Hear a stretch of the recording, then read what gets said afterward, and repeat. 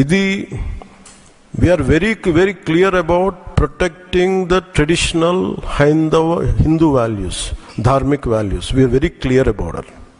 మేము చాలా చాలా స్పష్టంగా ఉన్నాం. మేము ఇక్కడ కల్తీ జరిగింది అంటే వేరే మతాలను అనటం కానీ వేరే విశ్వాసాలను కించపరచడం కానీ ఎక్కడ లేదు. ఒక తప్పు జరిగింది, అడల్టరేషన్ జరిగింది. We're very clear about it. దీని వెనకడుగు వేసే లేవు. చాలా పొరపాట్లు జరిగినాయి.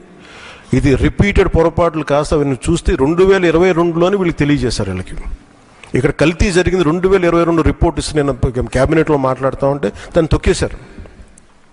దాని గురించి బయటకు తీసుకురాలా అంటే మీకు తెలిసే చేశారు. వీళ్ళని 2022లో మీకు కల్తీ జరిగిందని రిపోర్ట్ అప్పుడు వాళ్ళకి ల్యాబ్ టెస్ట్ వాళ్ళకి పంపిస్తే అప్పుడున్న టీటీడీ చైర్మన్ కానీ వీళ్ళు కానీ వాళ్ళు 100% తొక్కి పెట్టేశారు. దాన్ని బయటకు తీసుకురాలా. దాన్ని బేస్ చేసుకొని మళ్ళీ ఆల్రెడీ 22లో జరిగింది కదా, దాని గురించి సమాధానాలు లేవు. ఇవన్నీ తెలిసి కూడా మీరు అయోధ్యకి కల్తీ లడ్డులు పంపించారు.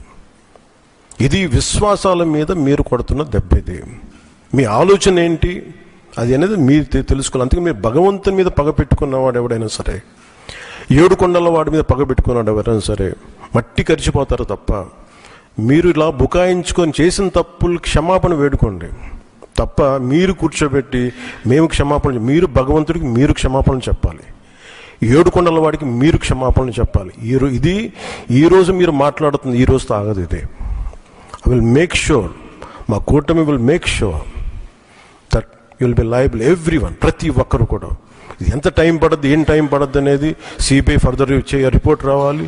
అది కేసులోకి మన కోర్టులకు వెళ్ళాలి. అన్నీ అయిన తర్వాత ప్రతి ఇది అయితే మేము 100% దీన్ని వదలం. ఖచ్చితంగా ఈ దోషులను ఎవరైతే ఉన్నారో మేము క్షమాపణ చెప్పడం కాదు, మీరు భగవంతుడికి మోకరిల్లే వరకు యుద్ధం సాగొద్దు.